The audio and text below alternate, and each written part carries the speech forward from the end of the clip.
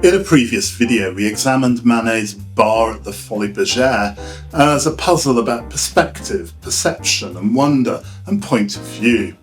Now today I want to turn from the 19th century context of that painting to the way it has been read and reread in the present.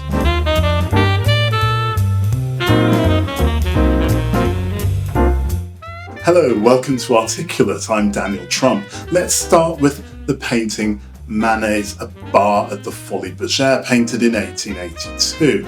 Modern artists and art historians have approached this work not simply as a representation of cafe concert culture, but as a site where questions of gender, labour, spectatorship and desire are negotiated.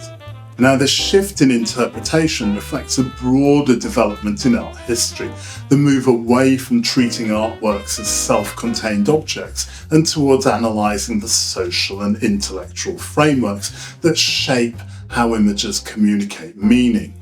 In other words, the way we know this painting today relies on particular interpretative lenses. So what happens when we view Manet's barmaid through a modern lens and in particular a feminist lens? Well, let's start by recalling the central visual problem of the original painting. A barmaid stands before us, apparently looking outward, yet her reflected figure in the mirror is turned towards a man who is not visible in our own field of sight. Her facial expression is difficult to interpret. It's detached, tired, she's possibly resigned. Already there's ambiguity around agency. Is she subject or is she object? Is she seen or seeing? This ambiguity is a major reason the painting has become so important in feminist art history. Griselda Pollock, writing in the 1980s, argues that Manet's painting places the woman in a position where she is presented for the male gaze. She is both a worker in the bar and part of what is being consumed. And Pollock invites us to look at how structures of looking are embedded in the painting. The mirror does not offer neutral reflection, it constructs a relationship between the viewer and women that are shaped by gendered power. Modern artists have responded to Manet's painting in ways that make these interpretative structures visible. One of the most significant of these is Lisa Brice's installation Bar Games. Now, Brice's Bar Games reimagines Manet's composition, but rather than reproducing its arrangement, she rebuilds it around a different model of female presence. The women in Brice's scene are not passive or resigned. I find them difficult to read, but they occupy space with confidence, ease and self-possession.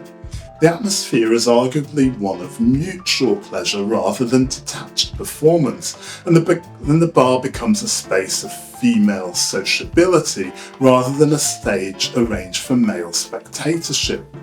So let's start by simply looking at Lisa Brice's painting. Just look at it for a few seconds to get your first reaction and initial thoughts. What's your first thought when you look at Lisa Brice's painting? I mean, what's your first honest, unfiltered, probably can't say it out loud thought? I think, to be absolutely honest, I think, whoa.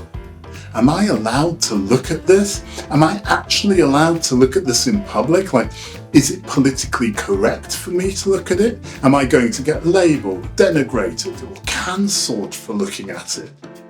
And there's some irony here, because that's exactly what this painting probably is about.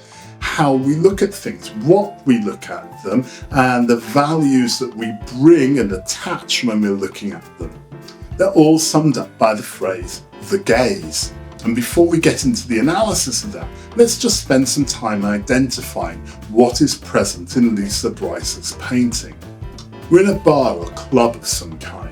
In the centre foreground of the painting is a woman dressed in a black basque body and possibly black hose. Her body is angled away from us, and as such her rear is prominent in our field of vision. And yes, I'm trying to use the polite words that my mum would prefer me to use. She's looking back over her left shoulder towards us, the viewer. On the right of the picture, as we look at it, is a seated figure, naked from the waist up, save for a green hat and white neckerchief. Now, the painting also carries with it echoes of Brice's earlier mixed media installation of the same name from 1992, which featured sculptural elements associated with nightlife and spectacle, a stripper's pole, a leopard print thong, and a dartboard with real darts. In the new work, these objects appear not physically, but as painterly references embedded in the scene. Their presence encourages slow looking. We search, compare, recognise, and reconstruct meaning. The painting becomes an environment thick with layers of cultural memory, reminding us that images do not simply depict, but they accumulate. Brice further reconfigures Manet's composition through his specific cultural geography and contemporary references. The champagne of the Folies Berger is replaced with rum and stag beer, nodding to Trinidad, a place that has shaped Brice's work since her residency in Port of Spain in 2000. The pose of the central figure draws from a photograph of the Trinidadian rapper Nicki Minaj.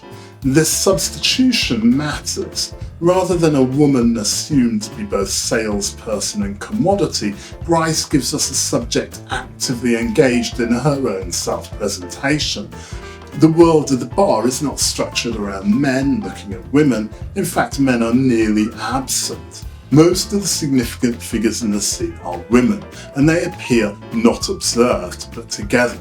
The emotional register of the painting shifts from detachment to presence. Another important contemporary response is Jeremy Deller's collaborative project at the Courtauld, which invited hospitality and service workers to reflect on the painting in relation to their own working lives. Now here, interpretation shifts from aesthetic analysis to lived experience. Instead of asking what the painting means in a museum context, we ask what it feels like to stand behind a bar today. The painting becomes a prompt for understanding labour conditions, emotional performance, and the negotiation of identity and service economies. When taken together, Brice and Deller demonstrate that Manet's painting is not static. It continues to generate new meaning as it encounters new contexts, and Pollock's feminist analysis provides a theoretical framework for understanding how these new meanings arrive. When we shift the lens, when we attend to gender, to agency, to labour, to structures of vision, different knowledge becomes available. So to conclude, modern reinterpretations of a bar at the Folies Berger remind us that artworks are not final statements, they're ongoing conversations. Brice claims space for female agency. Deller recenters the work of everyday labour. Pollock exposes the power dynamics beneath the act of looking. Each approach expands rather than replaces our understanding of Manet's painting. Meaning is not fixed, meaning is made. Thank you so much for joining Articulate today. I hope to see you on the next one. Bye.